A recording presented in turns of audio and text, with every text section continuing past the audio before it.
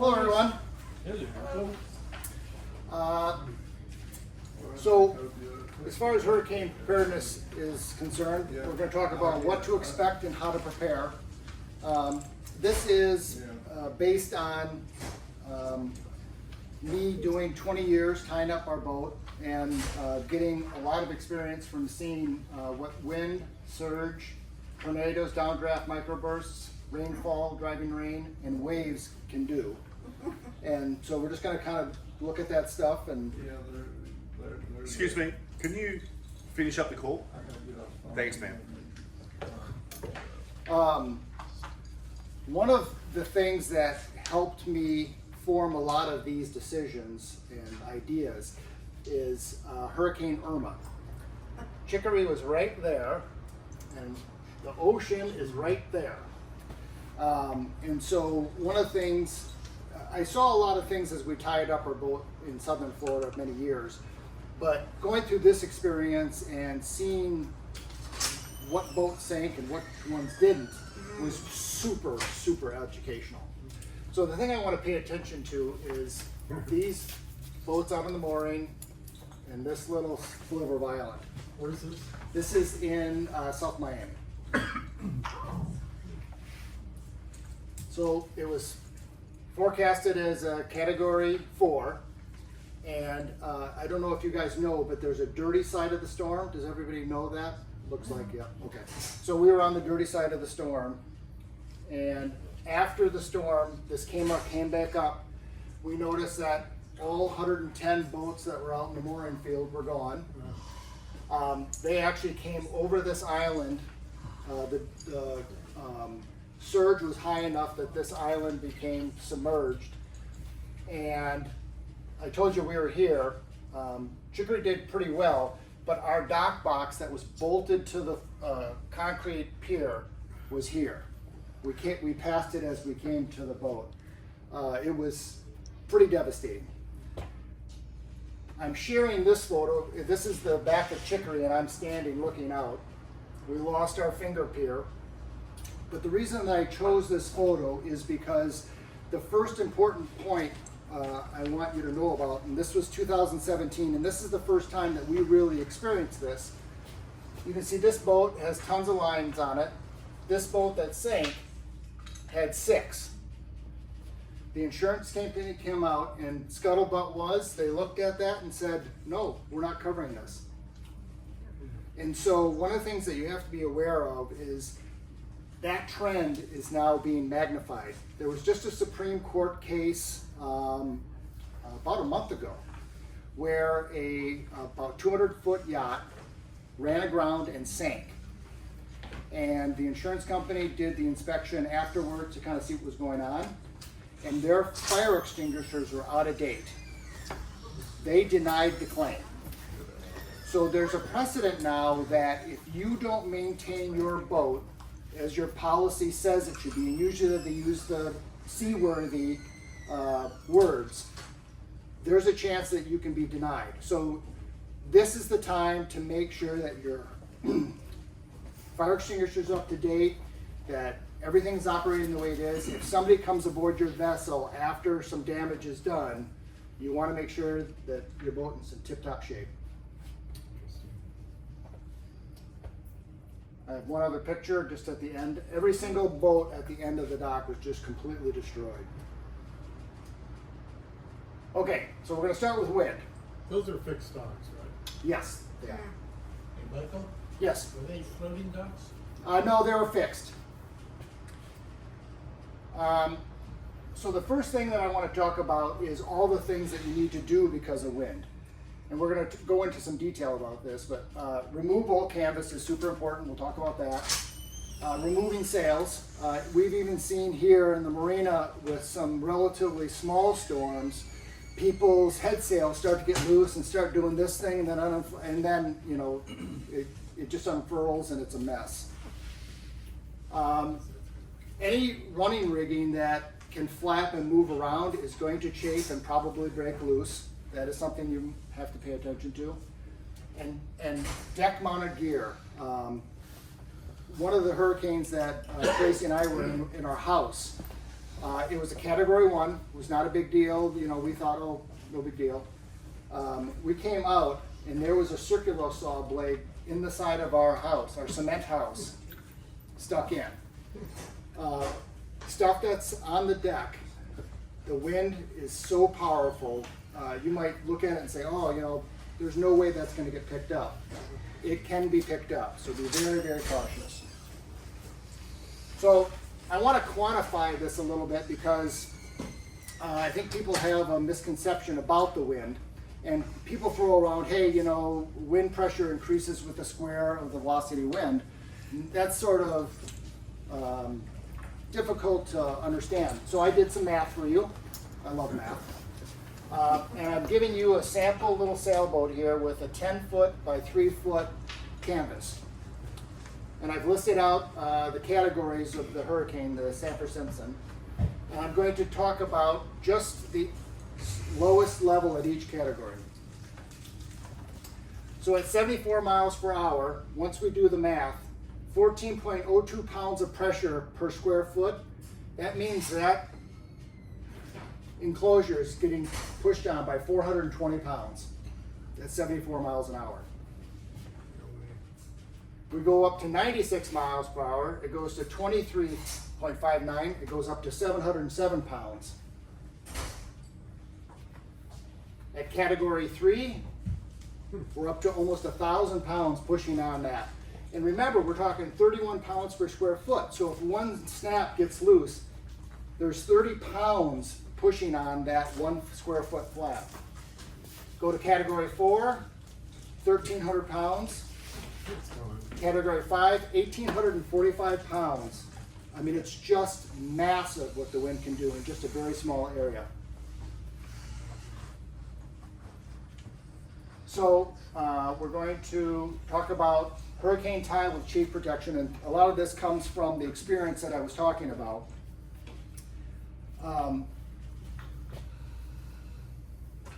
So our marina typically is set up with 3 cleats on the finger piers and 2 at the front, and most boats have the equal amount on their own. So the first thing that I want to talk about, the first thing I want to talk about is the fenders. When we were at Dinner Key, the first thing I noticed were fender failures were one of the things that were most important in a boat sinking. Because what was happening is the fenders would explode, the boats would go against a hard surface, they'd rub a hole right through the boat, they'd start rocking, they'd start taking water, boom, they're down. I couldn't believe how important fenders were. And we actually purchased all new fenders afterwards. We have polyform, that's what I happen to prefer. They seem to be, those are the ones that didn't seem to break. They are nearly indestructible. But there are a lot of big boats I see in the marina that have the ones that are like an inflatable boat. You know, they're a PVC that are welded and glued. Those will explode, I can tell you that. We talked about the 845 pounds in just a 3-foot by 10-foot. Imagine your entire boat being surged against the dock. It's a massive amount of force. So the thing that we do on Chicory, and I would advocate as well, is horizontal at the water line and make sure that the wind can't blow them out. One of the things that is very easy to happen is if you have them hanging vertically, you start to rock and then they get on top of the dock, you know. And so I would even say if you do this and you feel like there isn't something that can hold them down, with Chicory we happen to have a lower rub rail that goes out quite far, so our fenders are kind of locked in at the dock. But if you don't have something like that, I would take a long line, get 2 people at the front of the boat, you know, walk it back and actually tie it to the fenders and tie them down so they can't pop up. Because as the boat starts to rock, even if they are at the water line, but you've got them tied to your railing, they'll come up and pop out. And that's when you're starting to get a lot of damage. You can also tie them, of course, to the cleats and have them at water level, depending on how your boat's configured. The next thing about the fenders inside, a lot of boats, might have flare or something. Those you can do vertically if you need to because of the way you and your boat neighbors are configured. But once again, remember, if you've got a fender that weighs, what, 15 pounds, 8 pounds? I don't know what they weigh. But we just talked about at 70 miles an hour, there's 14 pounds of wind force. You can blow those fenders up quite a way. So just think about that while you're doing them. Hey, how can I get this so these fenders will stay in place? Make sense? One of the things I will say too about something that I've been hearing from customers is if the insurance companies are asking for, hurricane plans, and I've been seeing people getting pushed back saying, that's not enough, that's not enough, that's not enough. You'll see that my plan is relatively aggressive when it comes to using dock lines, but I think that's super important. As Chicory sits here right now, just tied up, just for a summer storm type thing, I have 14 lines on the boat. And I have 14 boat lines on all the time. And what's the length of your vessel? It's 46 feet. How do you have enough cleat room? We're gonna talk about that. So, Glad you asked. 46 feet? 46. 46. So from mid-cleat, 2 going forward, 2 going back. And the most important thing about this is a lot of people, will just loop it around the cleat and come back. That wears through, you'll lose both lines. You have to make sure that each line is secured at each end so that if one chafes through, the other one's there. And this is one of the things that I saw at Dinner Key. People who had double lines on every single cleat they could survived. People who only had one, chafe disappeared. They went right through the lines, and particularly if you have something that sits over for us for a while, that constant beating. So then we do the same thing again from the cleat on the dock, fore and aft. So now we're stopping the boat from moving forward and back. We don't want the bow to hit, or whether you have the stern, either way. Then 2 right across to the stern, 2 forward, 1 across, 2 forward, 1 across. So that's 16 lines, and then when your neighbor does it, that's what it looks like. You just asked about how do you fit the cleats? Well, yeah, no problem. This will be put up online anyway, right? Yeah, we'll post the video. Can you see it in there relatively well? Kind of. The light's reflecting. Maybe Um, the You want me PDF. to turn that light? Maybe. See, it's gonna be posted. Yes. Yeah. So I can tell you that every time that we've done a hurricane plan for our insurance company, we say a minimum of 14 lines, 5/8 inch, and they've been very happy. And I can tell you if they come out and see your boat, and of course I would also tell you that every time there's a storm, I walk out and I say the date and I videotape my boat because I want the insurance company to know that I've made every effort and that I've done what I'm supposed to have done. But I can tell you that if something comes over us and sits for a while, you're going to be glad this happened because chafe can happen very, very quickly. I'm going to talk about it in a second, but we anchored out during a hurricane in 2002, and I had 3 bridles on because I was afraid about chafe, and 2 of them wore through. I was on my last bridle. Michael, we will, the Marina will have some chafe protection. We get the old fire hose from the fire department and cut up in sections, and we'll have some of the dock office and the boatyard that y'all can just get as you need it. It goes quick. Just FYI. Yeah. Michael, quick question for you. Yeah. Those really short lines on the stern cleat, Yeah. not much elasticity there. Are you worried about those putting undue stress on the boat cleat or the dock cleat? Not anything there to become elastic, short. So braided, double braided line will stretch 10% from its working load to its maximum brake load. And at 5/8, I think it's like 2,500 pounds it starts stretching. You'll be surprised. Even though it's short, it'll stretch. And 3-strand stretches 15%. So if you've got something that's 5 feet, it'll move quite a bit. Michael. Yeah. Yes.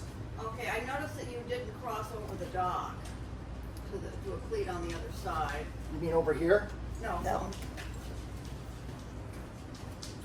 Here to there or there to the other side. Is that helpful? It is. It's one of the things that it's a discussion between the boat neighbors. I was because you guys are going to be sharing this and the fenders in between, but if you have an agreement with your boat neighbor over here and say, hey, listen, can I put a cleat over there as well? Absolutely. Every line you can put on is good. Is that going to be more effective than the short line?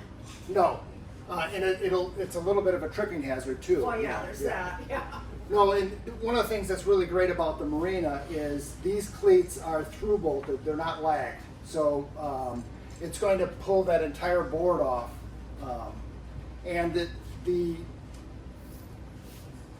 distributing of the load you hear, you've got it on 5 cleats. That's pretty good. Yeah, 6. So I'm going to, I don't necessarily advocate shaft shackles this small, but it was the only picture I could find online. So you talked about, hey, how can I fit so many lines? Now that you kind of have the idea, I did a search, 56,000 pound braking strength, 1/2 inch by 23 inch soft shackles with chain protection for $9.09 each. Is that on Amazon? That's on Amazon. So you put this around the horn and same on your boat, and you can load up a lot of lines. And you could easily fit 2 of those on there. So one of the things you can do is if you feel you're really loading up and you don't have enough room, these soft shackles are a great option. And that won't let go? no, I mean, I've watched many tests where they test this, and it's, so I don't know if you're aware of Spectra or, yeah. So it is, for its same diameter, it is the same strength as stainless steel cable. It is incredibly strong stuff. And the way they develop the soft shackle, as it pulls, it tightens itself around that stop knot. So this is, by the way, what we use for anchor stubber. We actually have a small soft shackle that goes through the chain, and that's what we hook our stuff to. And it works fantastic. Any questions? I have a question. Yeah, you bet. How many hurricanes on average come through this marina? So one of the reasons, there's 2 reasons that this is considered a hurricane hole.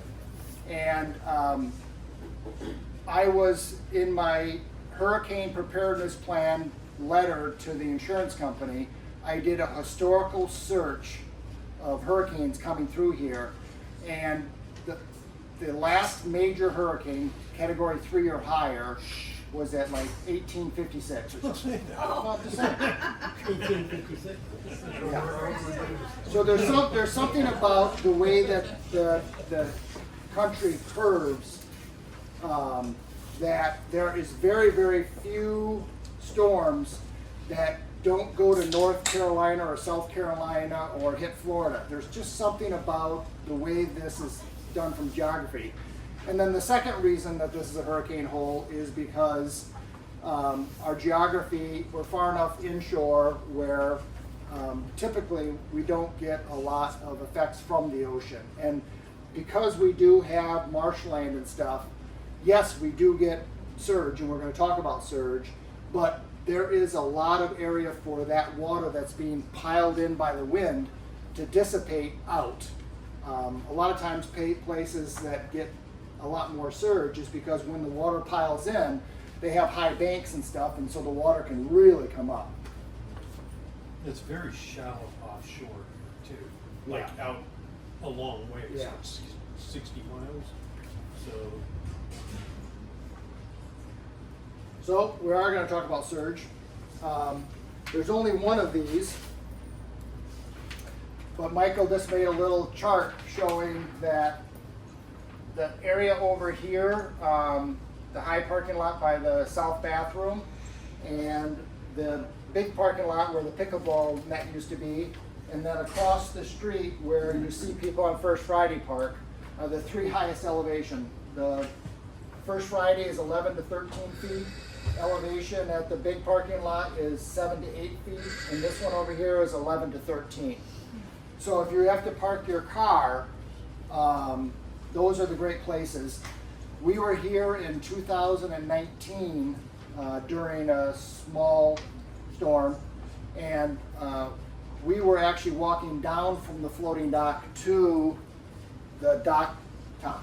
So the floating docks were higher than the land and the things. And so one of the things that I want to talk about is the worst thing about surge for us is if you're like, oh, I'm going to stay in my boat, and then the surge comes up and you're like, oh crap, I can't get off my boat. So one of the things that I would motivate you to do is be very thoughtful about staying on your boat. And if you do choose to stay on your boat, have a contingency plan and make that plan early to get off if you start seeing things change. We will leave all the lounges open all night long. We've only historically lost power in the lounge once during a hurricane. And it came back on pretty quickly. We have DirecTV, so the TV worked through satellite the whole time too, and so it was a nice refuge. And we do stock it full of a bunch of alcohol to keep you guys. I know that I'm going to catch you off guard here, and I apologize for that. But I know that in the past, one of the discussions has been, hey, I can't come here because I have a dog and I don't want to leave my dog. Dogs are allowed during hurricanes. Okay. So don't let that be an excuse, and don't let private property be an excuse to lose your life. Boats are replaceable, people aren't, you know. Make smart decisions. The next thing I'm going to talk about is tornadoes, downdrafts, and microbursts. A lot of people believe that, oh, you know, it's a tropical storm or it's a number one category one. I'm not going to do much. You know, I'll tie my boat up a little stuff. The thing is those weather systems spawn things that can be devastating, and so it is just really good practice that if there is a tropical storm forecasted, tie it like I suggested. It should have 16 lines on it. You know, you're thinking, oh, it's a waste of time, blah, blah, blah. Not necessarily, you know. Tracy and I, when we were in South Florida, we had a hurricane category 1 hit, and it was the worst damage we ever had at our house, even though it was the lowest category, because of a downburst. And we had ficus hedges around. They were squashed completely flat against the ground because of a downdraft. Just this huge thing, a column of air just came down and just squashed everything. So be very careful. Rainfall, driving rain. One of the things that we do is we have sliding doors that don't seal very well. We duct tape all of our hatches and all of our doors except the one that we go in and out, because driving rain will find leaks everywhere, and it's just easier to manage it with a little duct tape. And duct tape doesn't leave a whole lot of adhesive if you take it off like the next day, and a little bit of acetone or something will, you know, quickly take it off. But a lot of boats get a lot of damage just because they're driving rain, so be conscientious of that. And then the waves, obviously we don't get a lot of waves here, but one of the things I will tell you is if you're a sailboat and your stern is exposed to the expected wind direction, but of course you never know what the expected wind direction is going to be with a tornado. But waves coming from the back can drive water up through the exhaust system and into your engine. There's enough pressure there. So if you do have a seacock that you can shut for your exhaust, it might be prudent.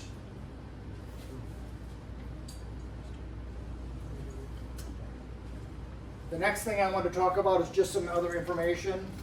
Talk about the National Hurricane Center, tropical tidbits, predict wind, and NOAA. These are the main things that I use, and I just wanted to show you. I think pretty much everybody's familiar with the typical National Hurricane Center forecast. These pictures I happen to have on my computer because this is when we anchored out. We were in West Palm Beach. And then the spaghetti models, everybody aware of that? They can tell you all the different forecasts that make up the Hurricane Center's prediction. We've come to rely on tropical tidbits. What's his name? Yep. Yeah, Levi. He's got his PhD in meteorology, and he works for the National Hurricane Center, but he runs a private site. And he is so insightful and just laid back and just tells you exactly what's going on. His videos are on YouTube. I know he's on all the social media, but we watch him specifically on YouTube. Usually posts around 7 or 8 or o'clock at night, and just great information. Really, really, really insightful. Is that a subscription or? Nope, everything's free. The next thing I want to talk about is predict wind. I use this a lot. Part of it is under their wind map, they have 8 forecast models. HRR and NAMS are, I think, like 3-kilometer resolution. I mean, they are really, really well done. GFS, Inspire, and UFO, I think, are 25-mile, and then there's some, there's different variations, but great detail. And then there's a subset under gust maps of 5, which also have the high resolution ones. Which one have you found to be the most accurate? What have I found to be the most accurate? So, as a general rule, the European model for further out. For some reason, if it's like 3, 4, 5 days, 6 days out, the Europeans seem to their model seems to be a little bit more accurate. Spire and UFO for me always shows higher winds than there actually are. The NAMS and HRR are brand new models that have come out recently, and they're supposed to be the best models using the most amount of data. And I have found them pretty accurate, but of course they're only 72 hours out. So, so I look at all of them, and I'll give you a great example here. So this is the day before we're being hit. This is where Chicory is right now. And so right now it's saying, and you can do the little slider. So this is about, what is that, 28 hours out. So it was expecting 26 knots, gusting to 40 where we were there. But look at the relative position. This is Grand Bahama, and this is NAMS, 12-kilometer resolution. This is UPMO, 15-kilometer. They're showing the eye south in a different position, pretty much 10 knots higher on each one, 29 knots, gusting to 49 knots. So I keep on looking at each of them, and trying to plan accordingly. But I really like it. One of the things that we did find that the GFS, 14 days out, a lot of times will show us, a circular pattern. And I'll say to Tracy, hey, look at this, and I bet you 60% of the time it develops into something. It might only be a tropical depression or something like that, but it's been pretty impressive when it comes to tropical cyclone activity, how GFS model can predict that far out. And then NOAA, the graphical format I really like. I like the way it displays the wind and stuff. And so it's just a personal preference for me. So I jump through all these different things and look.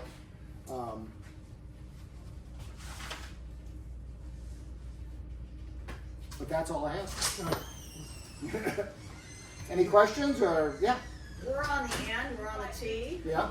Are we, in better shape because there's not a boat to crash into, or are we in worse shape because we could only secure one side? I think as long as you are fastidious about fender placement and making sure that they can't pop out, because, you know, if you have a wind coming from the east, it's going to batter you against the dock, and you want to have something that can absorb that. And also there's a boat, in front of us, so. I Oh. guess, yeah, so we just have to make sure our lines are such that. Yeah, yeah. And my philosophy is, and we have probably 50 times in the last 20 years gone on other people's boats and tied them up, secured equipment. You know, I'll walk over there and grab something and say, holy, you know, this is gonna fly off and hit my boat, so I'm going to lash it down. There's probably a lot of absentee boaters, and I think that it's within our right as their neighbors. If we see something that's gonna cause peril to us or our boat, you know. I'll be honest with you, almost everybody that has been temporary, and I'm on dock too, I've been there for, what, a year and a half? Almost 2 years now, which is like a year too long. Almost all of the temporary boaters that have come in said, okay, we're gonna leave our boat here for hurricane season, we're flying out almost to a 1. They only single up their lines during hurricane season, so every one of them, you have to go, hey, Yeah. double tie your boat. Well, All some of don't know their first year. Yeah. And then some of them are lucky to have good neighbors who tell us how to do it. Yeah, but I mean, I eventually run out of Yeah, lines. yeah, no, I know. mean, you know, We try to tell everybody to leave their boat hurricane ready. yeah, But they yes, don't. it's a lot, you know. They don't. They don't. What does the insurance company say about dinghies on davits? I think that most insurance companies, if they show, if you can demonstrate to them that you've done your due diligence and that you strapped it down and you've taken pictures and stuff and you've said, hey, listen, I've thought about this and I've tried my best, you're not going to have an issue. It's when they can say that, hey, that looks like you were neglectful. That's where you get an issue, and that's why I specifically take pictures to say, hey, I did what I thought I needed to do, and if that wasn't enough, they're not going to deny, most likely. You know, it's just the people who, like I showed you the boat. You know, there's a category 4 coming, and the guy has 6 lines on his boat. I mean, it's ridiculous. Canvas is left up. You know, it's just, it was neglectful. He just figured, oh, I don't want the boat anyway. I hope the insurance, you know, I hope it sinks. Well, those people then get denied. Yes. You didn't talk about fender size at all. We have ridiculously big fenders, but I do see there's a lot of boats with pretty small fenders. So Yeah. when you put them the way you're talking Yeah, about, no, that is that's a something very you good didn't point. bring up. So, our largest fender is, I don't know, 5 feet tall by 18 inches around. And then we have another 2 that are, I think, 40 inches by 18 inches. And then we have another 2 that are 40 inches by 12 inches. So yeah, we discovered that because the fenders compress and the boat can move in, you can actually compress far enough where you could hit something solid. But with an 18-inch diameter fender, even if it compresses halfway, we still have been fine. We double up on our fenders. Our fenders aren't as large as yours. We got a 44-foot sailboat. They're Taylor fenders about that big Yep. around, but we put 2 of them together. Yep, You know? that's great. And we're very heavy, so the fenders are appropriate for that. But I have noticed there's some big boats here with some, I'd call them baby fenders. They're not what I'd put out, so. You know, Sunday Money, which was on South Dock during Idalia, had very small. It was a 146-foot boat, no, 106-foot boat, and it had very small fenders. And of course, they all just kept getting pushed against the dock. They all just popped out, and then it kept beating against the dock, and at first it rubbed off the rub rail, and then it rubbed off the dock's cover board. So you had steel threaded rod sticking out every 12 inches that then ate a hole in the side of the boat every 12 inches. Luckily it was high enough over the water line, it didn't take on water, but He was lucky. it was bad looking. He should have anchored out. You recommended taking sails down on roller furling. So what we do is we have our main mast has got a roller furler. So what I do is I undo the clew, we wrap that around the mast, and I have, you know, those super thick zip ties?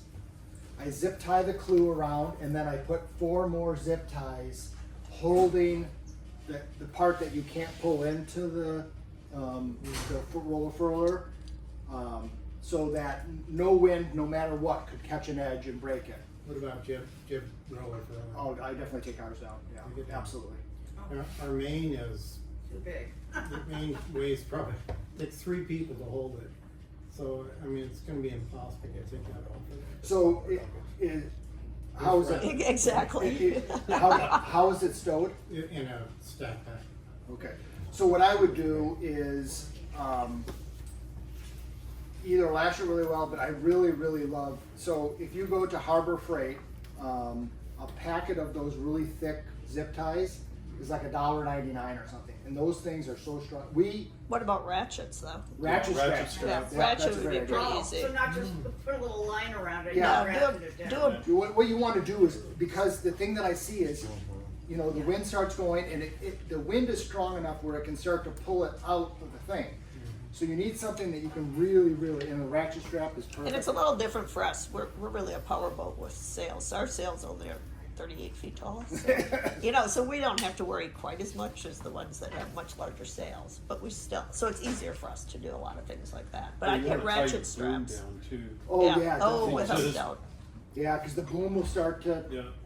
We got a head sail coming for old Nidelia, I think it was, in the boatyard, and it caught the wind and it tipped him over, and then he broke the mast on the boat beside him that was totally well prepared.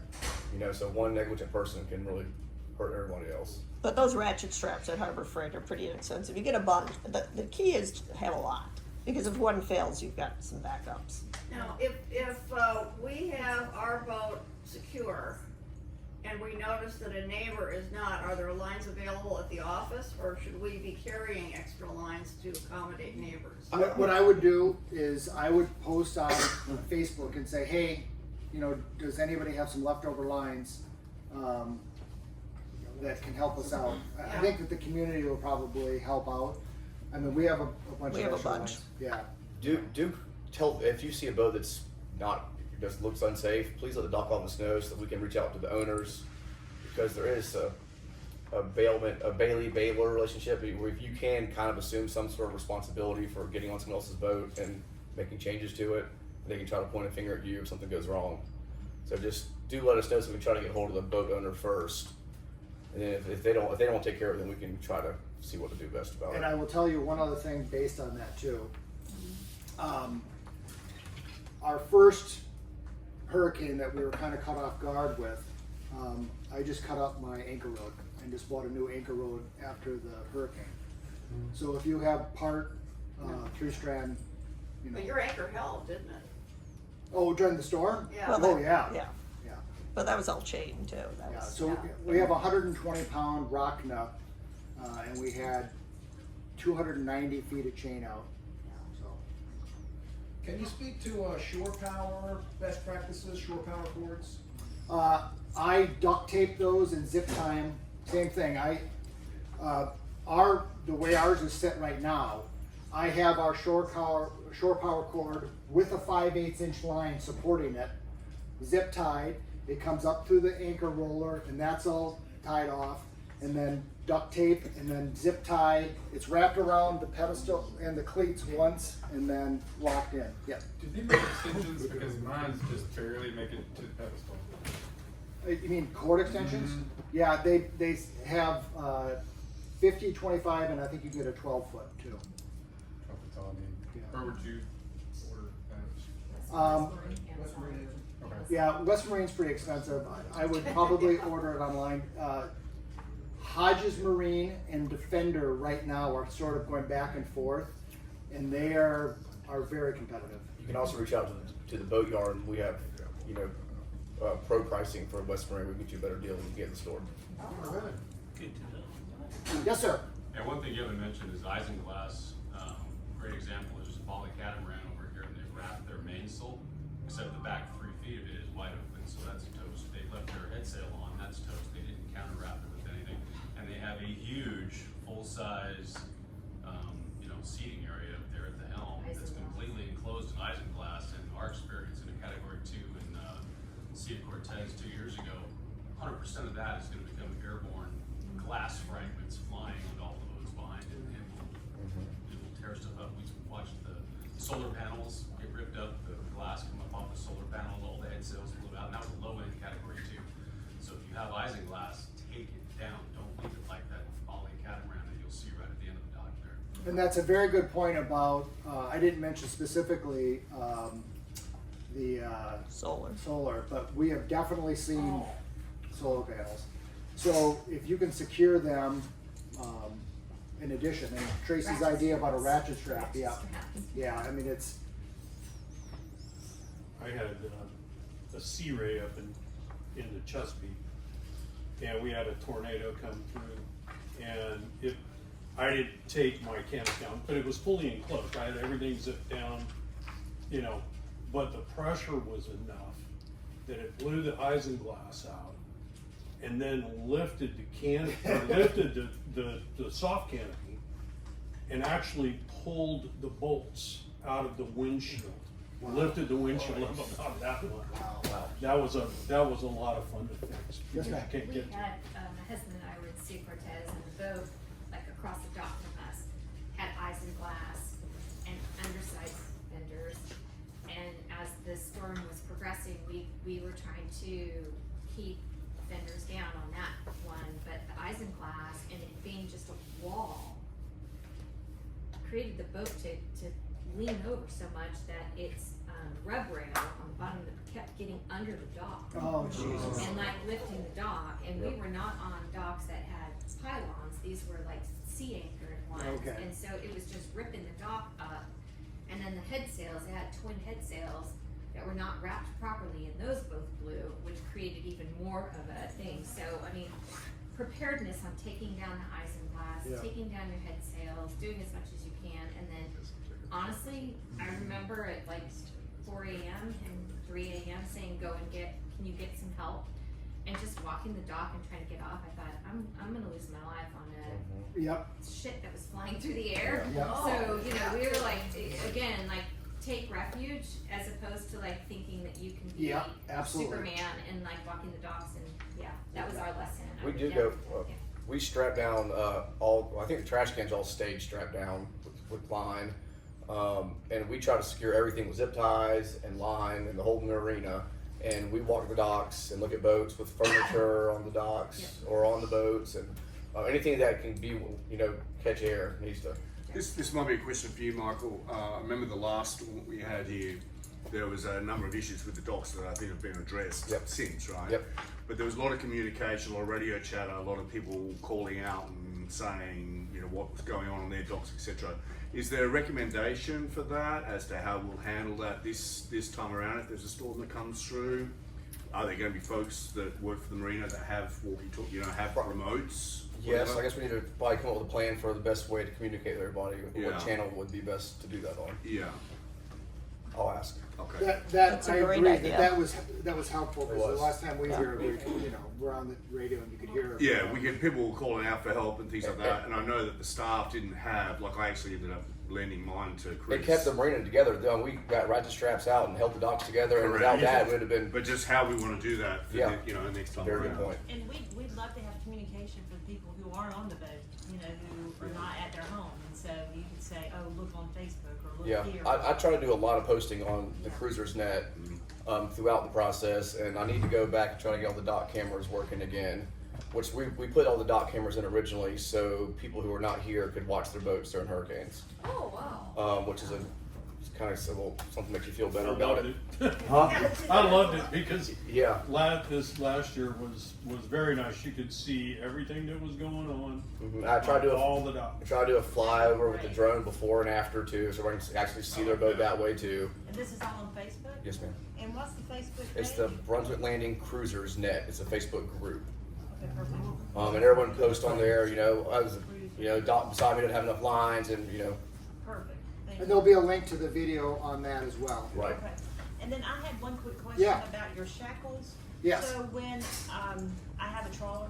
Okay. And so when you're doing the lines, do you go and bring the bidder in back in to the boat, or you tie into the shackle? If you have a loop on one end, you can have the loops go through the shackle, and you can have those go out to the cleats. And then you tie to your own boat. Then you go to the cleat, and if your line is long enough, you can cleat off, double cleat, and then bring the line back, and then cleat it aboard your boat, because now your cleat is free. Can I walk by Chick-fil-A and see how you do it? Sure. I actually don't. We have enough space on our cleats, so I don't use the soft shackle. Oh, okay. Yeah. All right. So when you, excuse me, Yeah. Go ahead. when you say that you double line it, are you using a single line, say from your boat to the dock, cleat it off, and then come back? Are you considering that 2 lines, or are you considering that still just 1 line? As long as it's tied so that if one line breaks, it won't come off the cleat. That you've double locked the cleat hitch twice for the line, then I count that as 2. If there's 2 connections on the cleat and on the boat, that if I cut one, it doesn't affect the other, then I consider that 2 We have lines. very, very long lines. Yeah. So normally we'll cleat it off, we'll do the loop thing to our boat, and then we tie to the cleat. So what you're saying is you do that twice, you have each line tied to the cleat twice? Yeah. Okay. We also zip tie those lines at the cleats, and I'll go through and zip tie everything. Zip tie, well, that's smart. So they're I'm just gonna buy some attached. shares in zip ties, I think. Yeah. Yeah, why not? Yeah, we go through a massive amount of zip Did you ties. see anything when all these, what you saw down in Florida, boats that had dinghies on davits on their stern, like on our cap? Did they survive that, or is that, do we need to get that dinghy off? It wasn't like there was a preponderance of evidence that if that happened, it was going to be destroyed. But one of the things that did happen, more than you would expect, was flying debris clogging the drain, and then them filling up with water and just ripping the davits right off the boat. Ooh. So what should we do with our dinghy? What A we lot of do folks flip it with upside down and ours, strap it down somehow. we ratchet strap it down to our boat. Our person, that's what we do. That works for us. Like, no, we get her over there. But if you do the- By the time that you're on a cap, right? Yeah.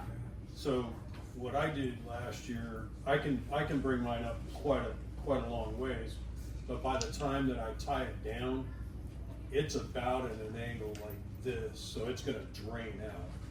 That's a great So, idea. But I'm ratcheting it down and securing it, but the whole boat is tilted up. We saw 2 dinghies. And I actually compound tilted because, Yeah. you know, Yeah, we saw it 2 goes dinghies. down and then it comes back towards you, so your boat is gonna drain. Now, it creates more of a wind issue I was just gonna because say you've got there's a it, wing Yeah. there. but if you've got it strapped down enough, that's about the best you're gonna get. Yeah, Is the there any, biggest thing is that the we saw boatyard was that offer any storage for dinghies? I'm sorry, say it again, sorry. Does the boatyard offer any storage for dinghies? Yeah, we just don't have a great way to secure them. Right, that's the problem. Now, we are working on plans now to add additional concrete runners to the back island that have the ground anchors for hurricane straps. But we fill all those up we have currently. We do have we offer a hurricane haul out plan where you can we prepay for a guaranteed haul out spot. We only have room for like 6 of them because we only have 72 hours to get all these boats out, and they're all sold out currently. But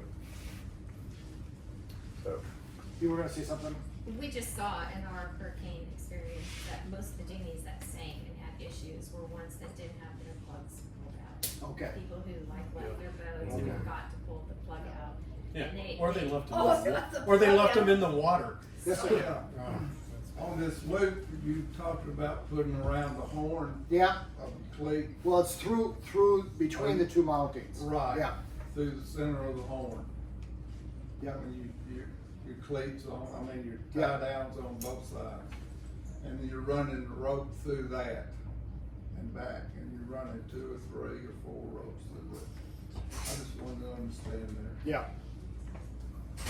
Yes. Since you're a math whiz, how do you make the calculation for the size of the fenders? I mean, I think probably ours are gonna end up being too small, I don't know.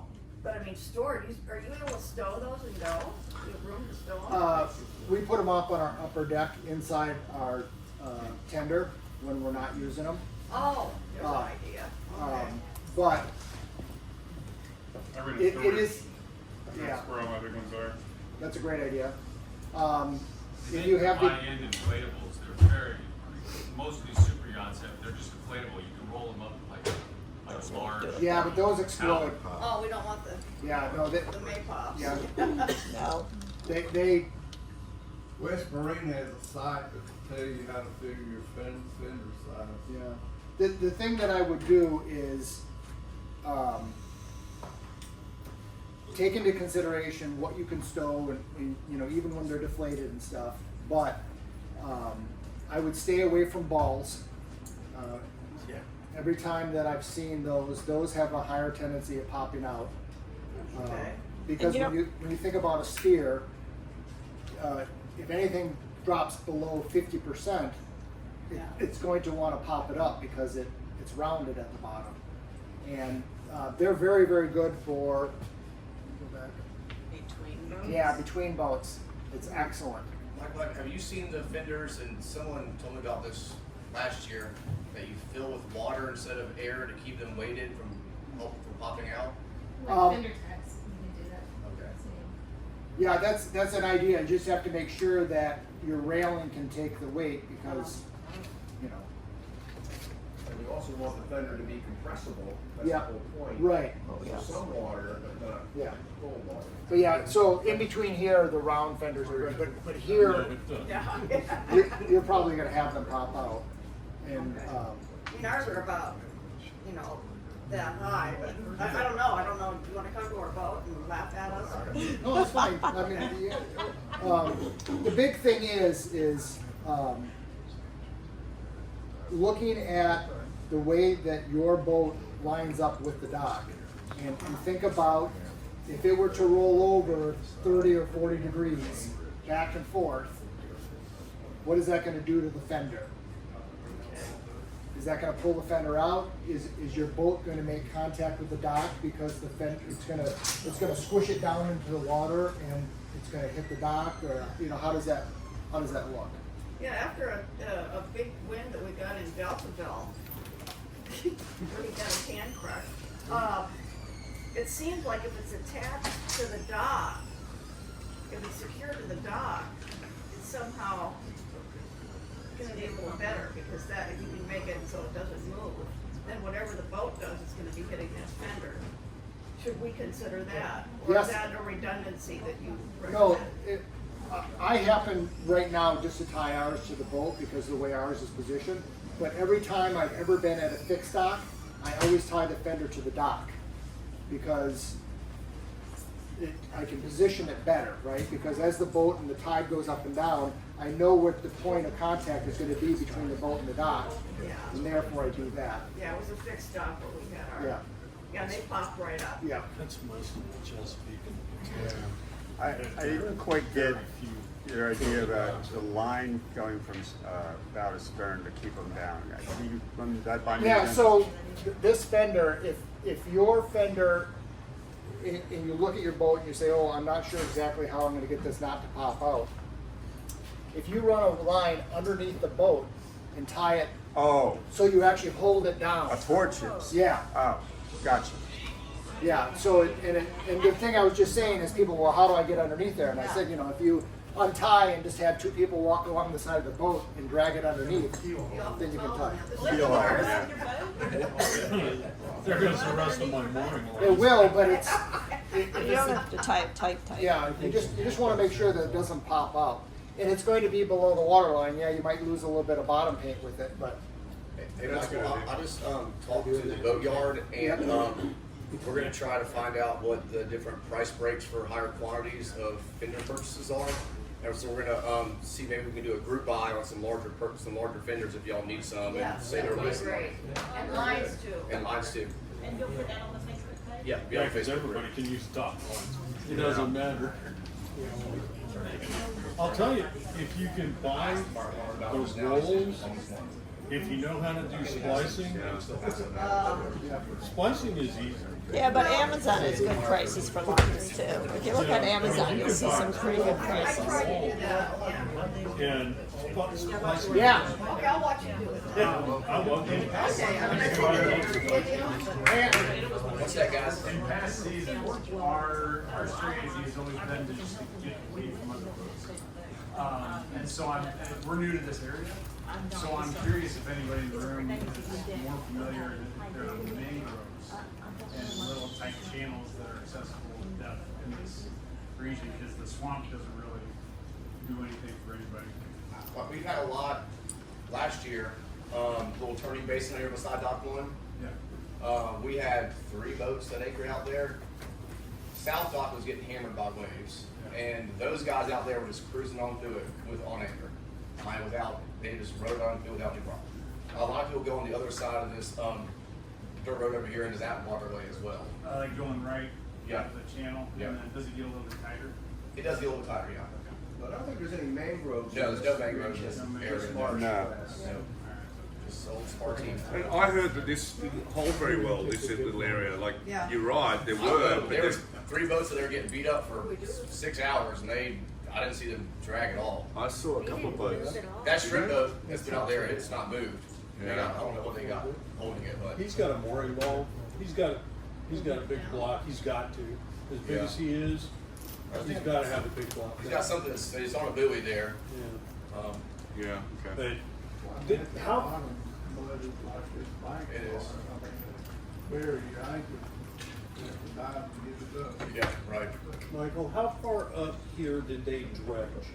They don't dredge into the marina at all. No, I know that, but how far? I mean, are they The all dredging stops just south of South Dock. just south? Okay. And we're lucky because they dredge, I think, to 32 feet or something like that. And all of our muck gets sucked down to that hole. So we don't have to do any dredging. Right. Well, there's Well- something we need to do, but I guess the point that I was making is, because they dredge that, it's probably not going to have quite as good a holding property. they don't dredge that basin. They don't dredge No, the they basin? dredge up to like just south of South. You can see where the Federal How? Navigation Channel stops on the charts, and that's where they stop dredging. They don't dredge that basin though. Okay. They store. I mean, they like have equipment out there, but they don't actually dredge that, as far as I know. Okay. Hey, Michael, how deep is the channel all the way down? It varies. It varies. It gets shallower as you go this way, but it's. I can't really tell off the top of my head. We came in today at low tide, and the lowest I saw was 8.8 feet coming in front of your docks. Yeah, I'm at 13, so. Yeah, we're at 14. Okay, so 12? 8.8 feet 8.8. at low tide. We came in at low tide. Perfect. Thank you.